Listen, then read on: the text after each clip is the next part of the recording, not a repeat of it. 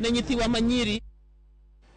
Jogo manigi kit ng'ol mopogore e kaunti ma Siaya ijiwo mar wuok oko kendo donjore riwruoge mag saga makonyogi yudo sir kowuok kuom piny owacho. Magi nowachi kod MCA ma Sigombre Ward Andrew Omwende kod nyawadgi mogwel mochung' ne jogo man koda ng'ol e kaunti ma Siaya Fredrick Odhiambo manowacho ni kinde osechopo ma jogo modak gi ng'ol ok owinjore bed ni pod ipando e miere mondo mi kik giriwre gi oganda mamoko ni mar ng'ol ok en tho.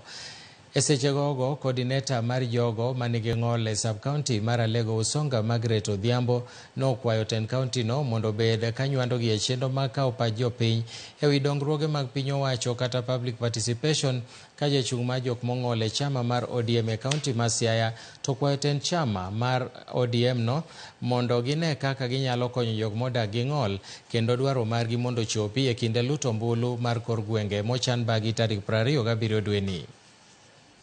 Mantie manyalore government ondiko coordinators duto te make jomong'ol gine ma gibro coordinate issues mege jowa mong'ol is sub counties kuma giwantie go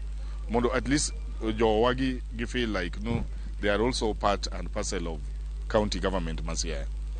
E bill no bende wawuoye on issues mega accessibility Siaya ka oger ute kaka dhano hero.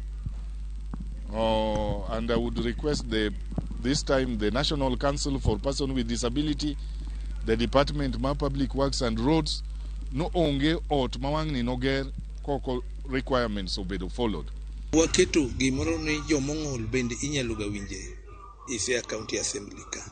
Waseketo bill mwasekadho bill ma nyocha asekadho bill ma Siaya wanwang'o ni wan jogo mong'ol mani County Assembly ma Siaya ne kinde machien mokalo go nyocha onge pesa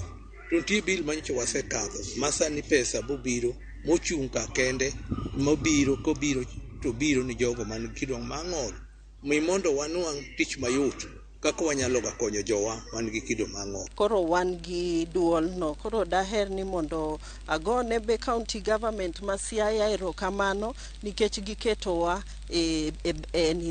forum no endo.